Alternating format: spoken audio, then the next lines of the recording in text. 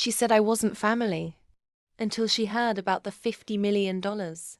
She called me not his real grandmother right in front of my grandson. I didn't argue. I didn't cry. I just smiled because I had a $50 million surprise waiting at the dinner table. Sunday dinners used to be sacred, but ever since my son married her Rachel, the daughter-in-law from hell, they turned into endurance tests. This particular evening, as I passed the mashed potatoes to my 10-year-old grandson, he leaned in and said, "Thank you, Grandma." Rachel dropped her fork like she'd been electrocuted. "She's not your real grandmother," she snapped, loud enough to rattle the chandelier. "You don't have to pretend." The room went quiet. My grandson looked like he'd swallowed a stone. My son? Useless. As always, he just kept chewing like nothing happened. I didn't defend myself. I didn't need to. Because what Rachel didn't know was that I had spent the last 40 years building an empire. And tonight, the truth was finally going to be served hotter than the roast. Dessert time.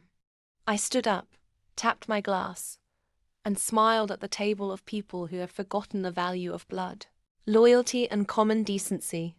"I have an announcement," I began, slowly, letting Rachel squirm. "I recently updated my estate plans. As of last week, I finalized my will and the distribution of my $50 million fortune." Rachel choked on her creme brulee. My son stopped chewing.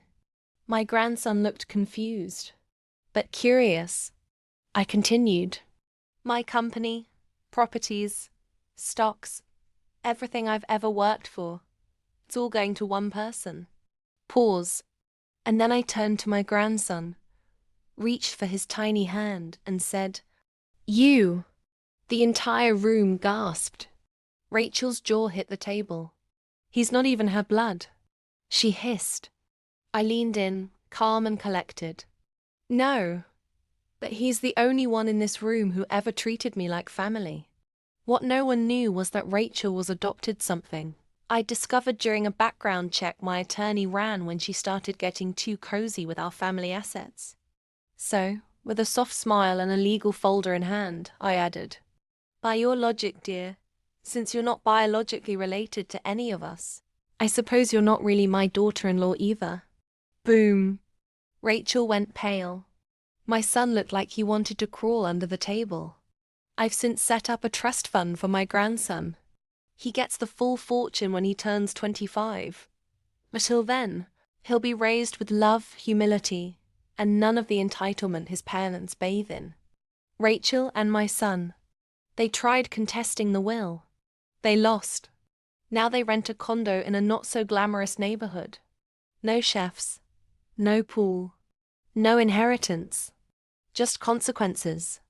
If that twist made your jaw drop, don't forget to like, comment, and hit subscribe for more savage stories of karma, revenge, and family drama.